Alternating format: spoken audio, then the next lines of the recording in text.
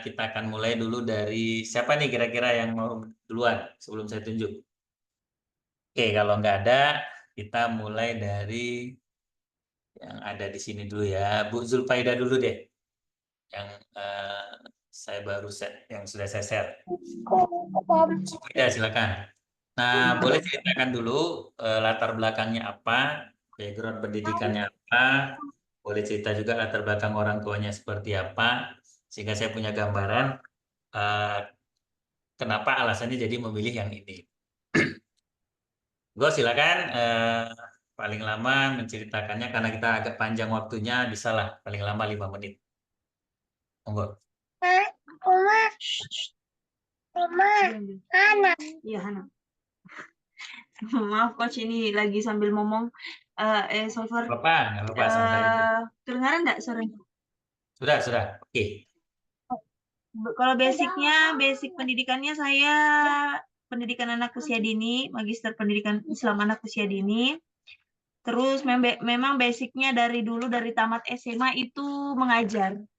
Jadi guru, jadi les, guru privat, terus lanjut kepala sekolah, guru TK kayak gitu. Sampai akhirnya sekarang fokusnya lebih ke ibu rumah tangga, tapi tetap buka sekolah non formal, sekolah-sekolahan gitu di rumah. Jadi ada sekitar 10 anak usia dini lah, anak di bawah 5 tahun, 3 sampai 5 tahun yang ikut belajar, maksudnya belajar bersama sama saya. Sama anak-anak saya begitu. Kalau basic orang tuanya, basicnya banker. Orang tua, saudara-saudara dominannya banker semua. Cuma saya yang tidak yang tidak nggak kerja di bank. Cuma saya yang beda sendiri di pendidikan gitu. Yang lainnya pada sarjana ekonomi. Kalau mulai pautnya itu udah berapa lama? PAUD yang sekolah formal, yang betul-betul sekolah formal itu sejak tahun 2020.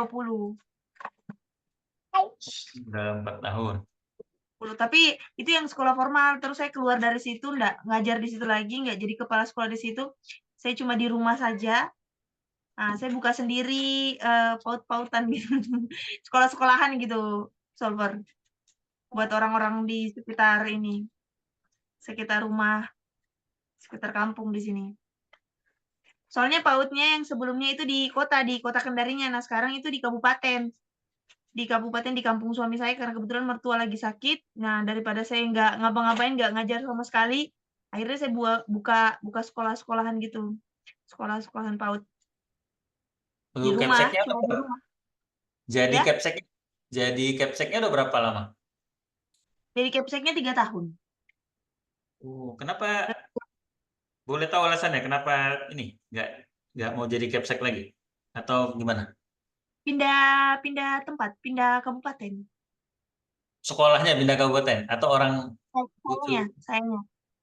Oh, tadi Dulu ikut yang ikut capseknya soal. tuh sekolahnya di yayasan yayasan IPAR. Yayasan IPAR. Jadi IPAR punya yayasan gitu coach, yayasan dari TK sampai SMA-nya. Nah, saya capsek di RA-nya. Terus saya Oh. pindah ikut suami karena kebetulan mertua sakit, jadi kita pindah ke kampung. Nah, saya jadinya karena awal-awalnya bingung mau ngapain, jadi buka sekolah aja sendiri daripada gabut nggak ngajar sama sekali gitu. Nah, terlihat kan ada latar belakangnya kan dari keluarga, Ya. ipar, punya yayasan segala macam. Nah, itu biasanya kita nggak jauh-jauh dari situ tuh, peran sosialnya. Nah, jadi teori yang tadi nyambung ya. PAUD dari 2020. Siswanya terakhir berapa nih kalau pendaftaran terakhir? Yang Yang udah mana? Yang di sekolah sana. enggak yang punya Siswanya Bu. Tunggu yang punya Bu Julpaida sekarang yang dibuat yang katanya 10. 10 orang. 10 orang. Saya batasi Lokasi kok, soalnya cuma ruang tamu aja yang dipakai buat belajar. Ruang tamu rumah gitu dipakai buat belajar. Belum ada tempat ininya. berarti nanti yang ikut PAUD udah langsung di tes Tiffin lain ya.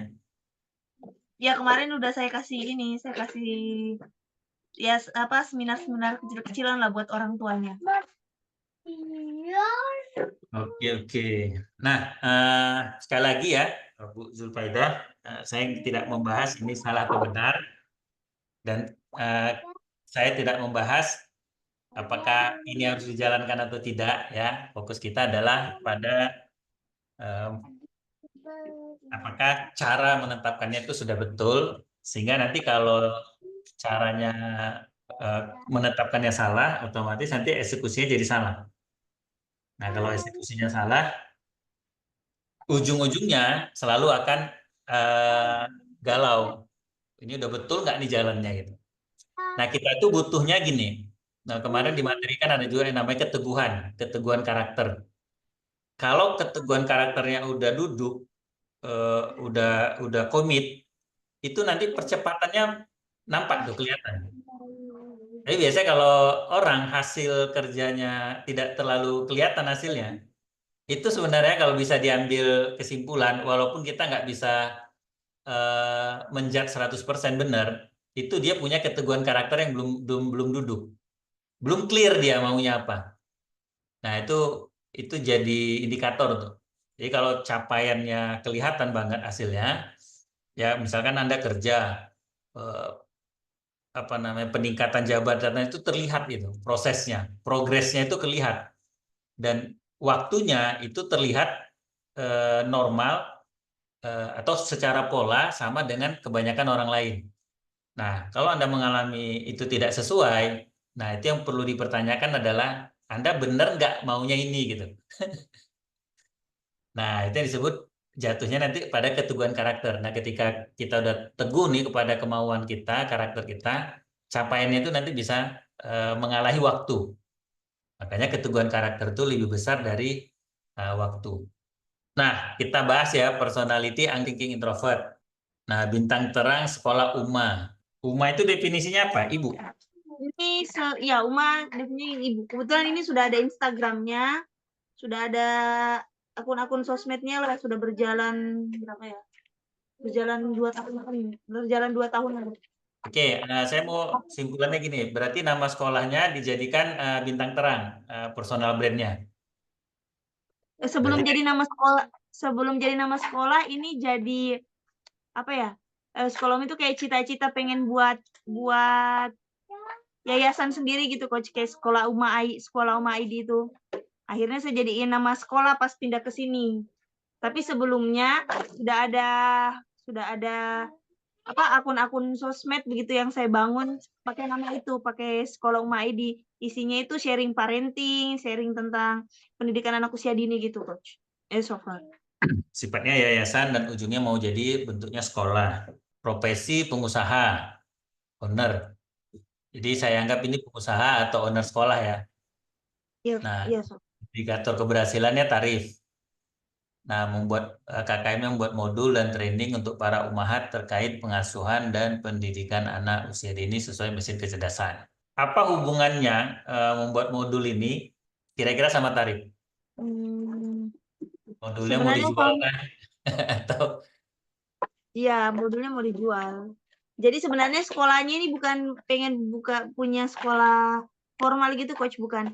Jadi saya lebih ke sekolah Uma itu maksudnya sekolah di rumah bersama mama. Jadi sebagai panduan orang tua, ibu-ibu rumah tangga gitu, yang tidak tahu tools-toolsnya buat di rumah itu ngapain aja sama anak-anak usia dininya. Nah, saya pengen nyediain modul, nyediain website, nyediain training-training terkait itu, coach. Terkait itu so far. Jadi modul-modulnya, contoh tuh modulnya anaknya kan udah ketahuan ya sensing, cara ngasuh anak sensing, terus kegiatan-kegiatan PAUD yang cocok untuk anak sensing itu apa, kayak gitu. Kegiatan-kegiatan untuk anak usia 5 tahun yang sensing 0 sampai 5 tahun itu apa, seperti itu sih rencananya so far.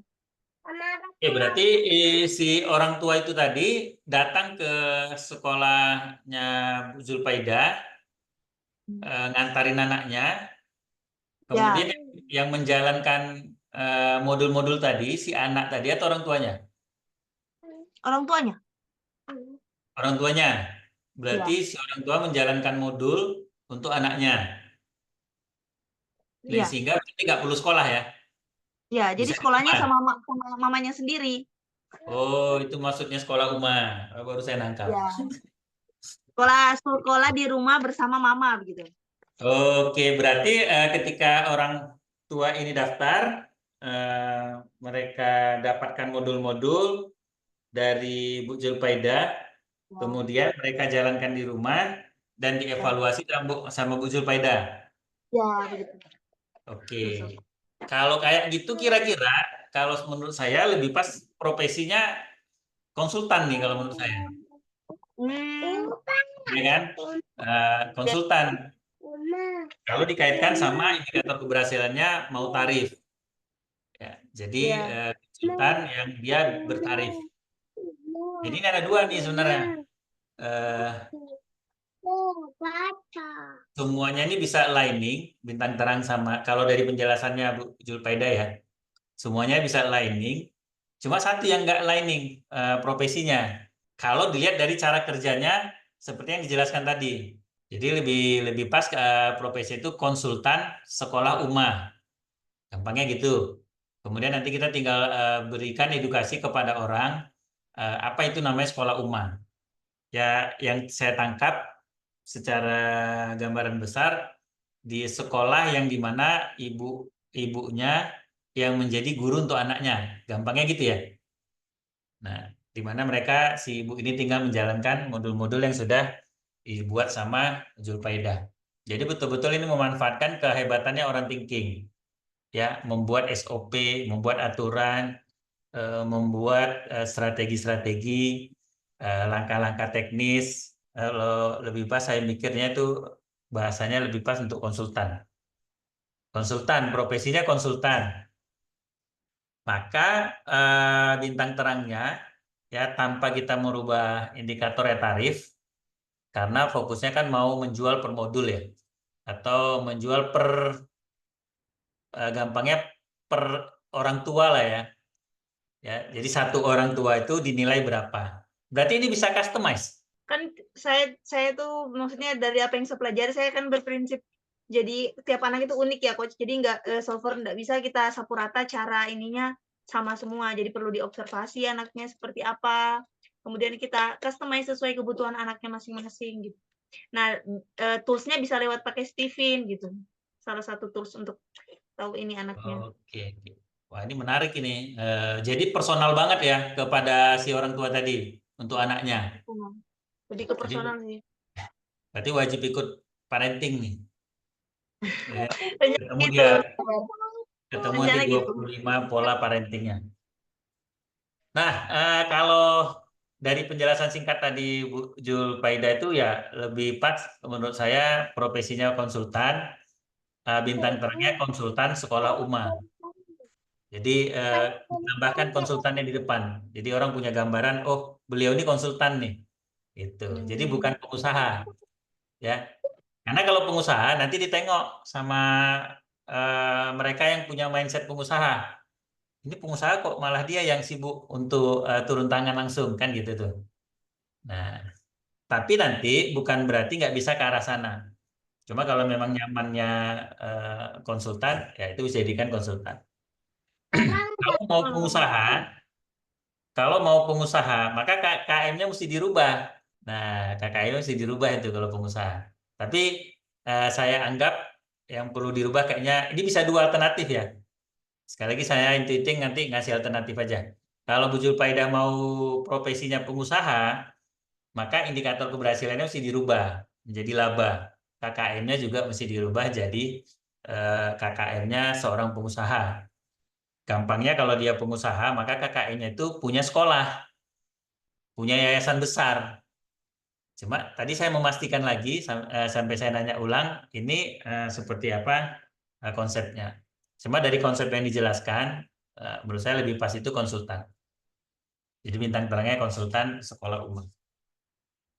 Saya rasa itu dulu, kira-kira menurut Ibu gimana? Ada tanggapan? Iya, Solver, emang emang memang dilemanya antara dua itu sih. Antara pengen buka sekolah sama mau itu memang dilemanya antara yang dua alternatif tadi yang Solver bilang.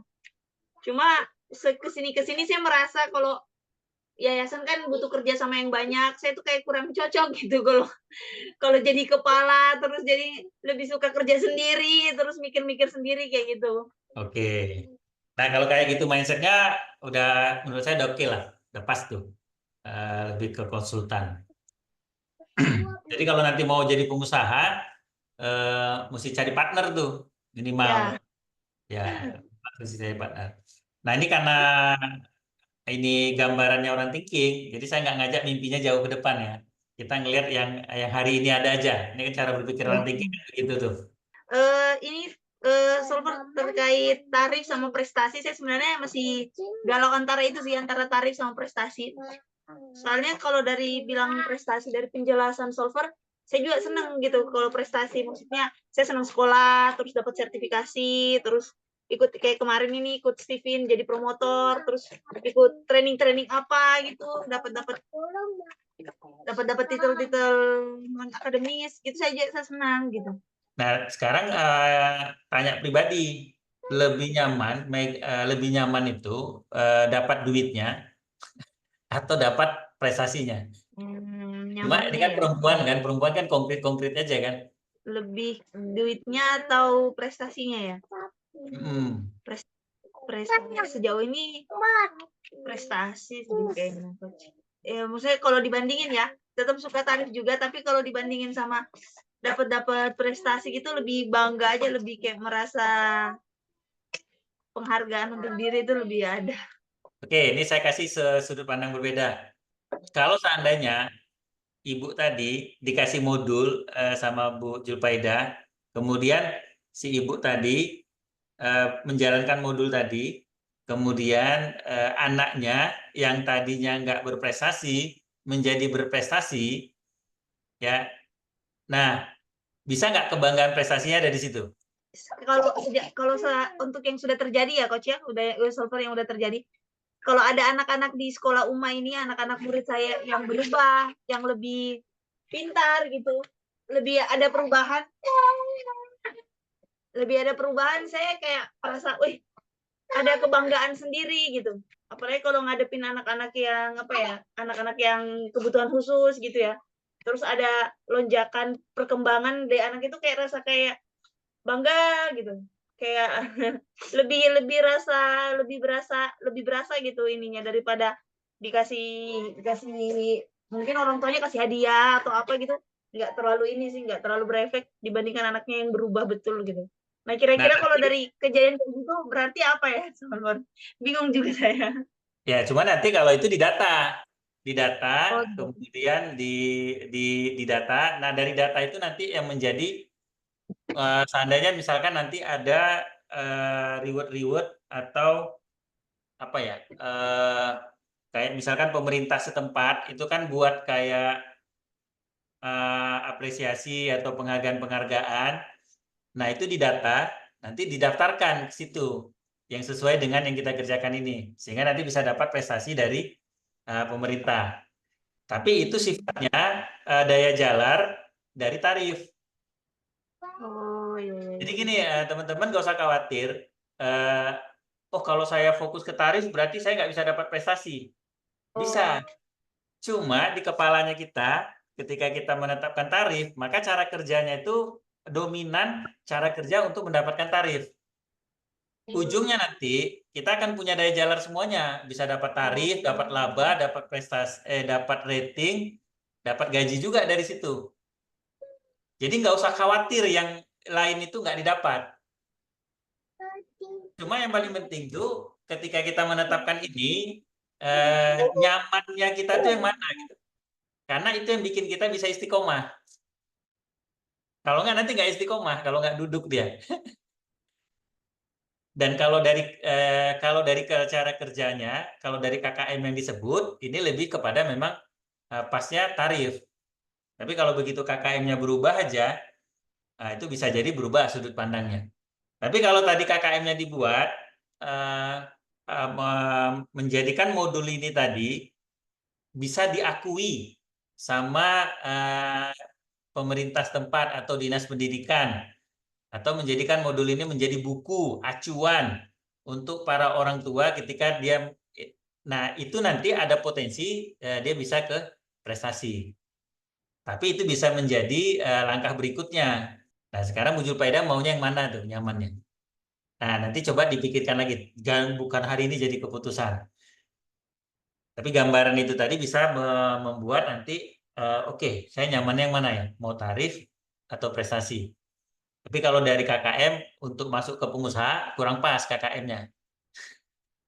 Nah, kalau pengusaha KKM-nya punya yayasan, itu sederhananya itu gitu tuh. Nah, atau bukan yayasan kalau pengusaha, sorry. Insting tuh bisa pas. Kalau pengusaha punya sekolah bertaraf internasional dengan standar uang masuknya misalkan 10 juta, kan gitu. Uang sekolahnya sebulan 2 juta. Nah, itu cara berpikir pengusaha tuh begitu. Nah, itu KKM-nya seperti itu tuh. Atau aktivitas action plan-nya yang dia mau kerjain apa. Tapi kalau KKM-nya seperti ini lebih saya ngelihatnya lebih kepada tarif. Karena modulnya itu yang jadi orang thinking itu sekali lagi yang dijual itu kan kepintarannya. Kalau orang sensing itu tenaganya sama dirinya. Nah, kepintarannya orang thinking tadi dituangkan dalam modul. Nah, sehingga modul ini jadi produk yang nggak konkret, ya. Kan ada konkretnya jadi buku, jadi modul, tapi dia sebenarnya ada abstrak-abstraknya. Kepintarannya dituangkan kepada modul sehingga orang eh, melihat Bu Zulfaida itu kepintarannya ada di mana ketika mereka melihat modul tadi. Nah, begitu mereka jalankan modulnya, masalah mereka terselesaikan karena ada solusinya di modul tadi. Gambarannya seperti itu. Mungkin itu dulu. Kira-kira ada lagi? Aman, Solver. Oke. Sekali lagi ya, ini bukan kepastian ketetapan yang mesti dijalankan. Silakan nanti dipertimbangkan lagi, Bu Zulfaida. Mau dirubah lagi boleh, ya, nggak ada masalah. Oke, makasih Bu Julfaida.